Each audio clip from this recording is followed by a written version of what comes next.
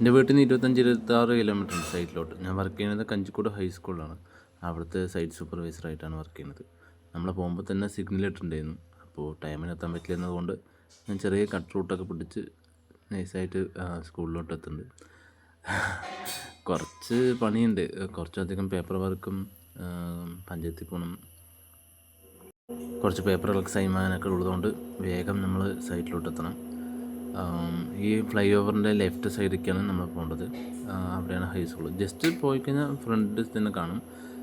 ഞാൻ ഏകദേശം ഒരു 10 മണിൻ്റെ ഉള്ളിൽ എത്താറുണ്ട്. ഇന്ന് കുറച്ച് വൈകി.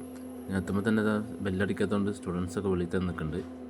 സ്റ്റുഡൻസ് ഒന്നും ക്ലാസ്സിൽ കയറാത്തതുകൊണ്ട് തന്നെ ഒരു പ്രശ്നമുണ്ട്. ഹോൺ അടിച്ച് തന്നെ ഫുൾ ടൈം കയറിക്കൊണ്ടിരിക്കണം, ഇല്ലെങ്കിൽ അവന്മാർ മാറില്ല.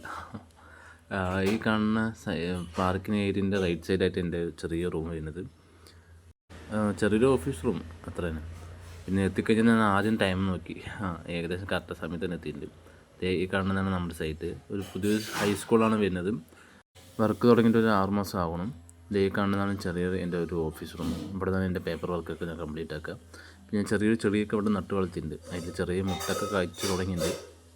പിന്നെ നമ്മൾ നേരെ സൈറ്റിലോട്ട് പോയി സൈറ്റിൽ എന്തൊക്കെ ചെയ്യണം നോക്കണം. പിന്നെ ഗ്രൗണ്ട് ഫ്ലോറിൻ്റെ ഏകദേശം വർക്ക് കഴിഞ്ഞു. ഇപ്പോൾ ഫസ്റ്റ് ഫ്ലോറിൽ കോളത്തിൻ്റെ വർക്കാണ് ചെയ്തുകൊണ്ടിരിക്കുന്നത്.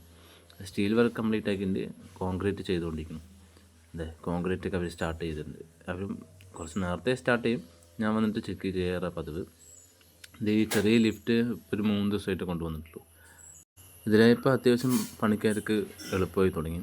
ക്ലൈമറ്റൊക്കെ നല്ല ക്ലിയർ ആയിരുന്നു, കണ്ടില്ലേ, നല്ല വെയിലുണ്ടായിരുന്നു. ഈ കാണുന്നതാണ് എൻ്റെ ചെറിയൊരു ക്യാൻറ്റീൻ ഈ സ്കൂളിൻ്റെ. വലിയ സെറ്റപ്പൊന്നുമല്ല, എന്നാൽ ചെറുതാണെങ്കിലും എല്ലാ കാര്യങ്ങളും ഉൾക്കൊള്ളിപ്പിച്ചിട്ടുണ്ട്. അത് കണ്ടില്ലേ, കുറേ കടികളും എണ്ണ പലഹാരമൊക്കെ ഉണ്ട്. ഞാൻ പോകുമ്പോൾ തന്നെ പുള്ളിക്കാർ എന്തൊക്കെയോ വർക്കിലായിരുന്നു.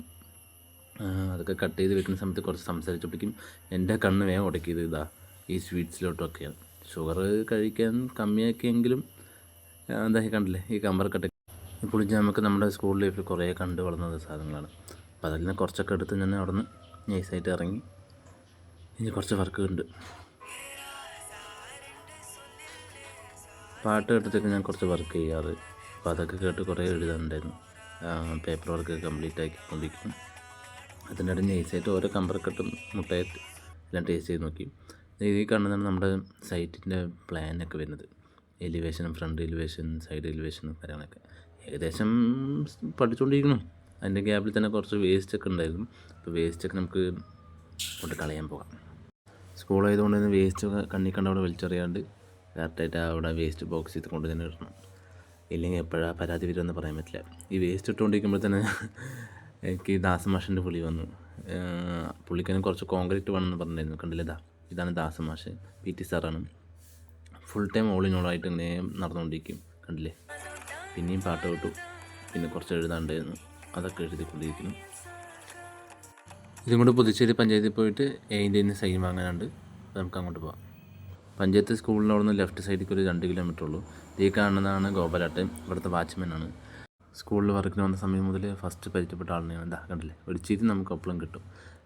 നേരെ ഇവിടുത്തെ പുതുച്ചേരി പഞ്ചായത്തിൽ പോയി പേപ്പറൊക്കെ കൊടുത്തു.